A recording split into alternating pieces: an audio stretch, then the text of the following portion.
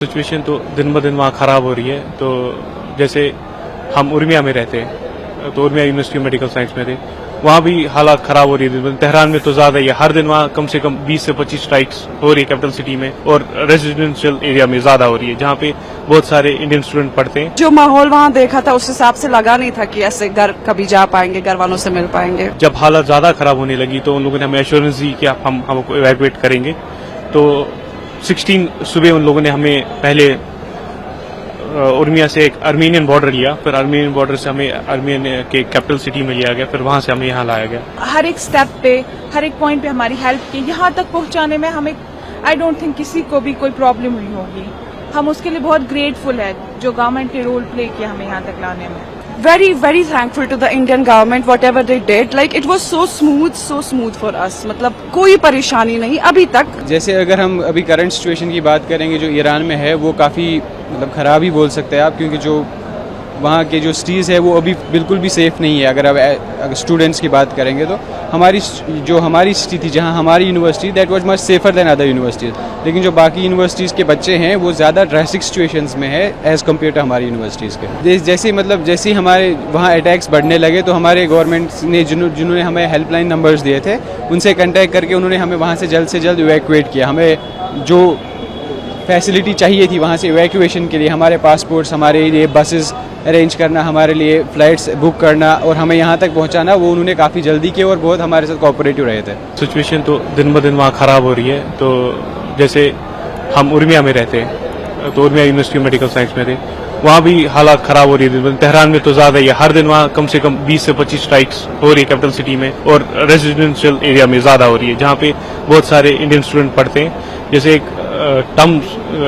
Tehran university है, वहाँ के हॉस्टल में भी एक बार अटैक हुआ है, तो वहाँ पे बहुत सारे इंडियन स्टूडेंट को माइनर इंजरीज भी हुई थी।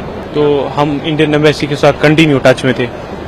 तो जब हालत ज़्यादा ख़राब होने लगी तो उन लोगों ने हमें एश्योरेंस दी कि हम हमको इवैक्यूएट करेंगे।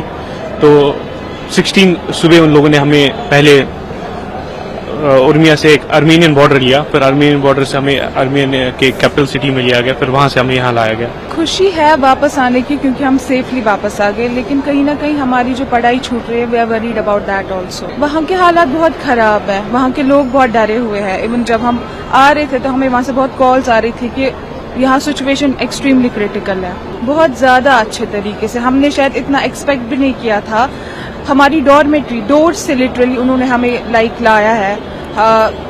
हर एक स्टेप पे, हर एक पॉइंट पे हमारी हेल्प की, यहाँ तक पहुँचाने में हमें आई डोंट थिंक किसी को भी कोई प्रॉब्लम हुई होगी।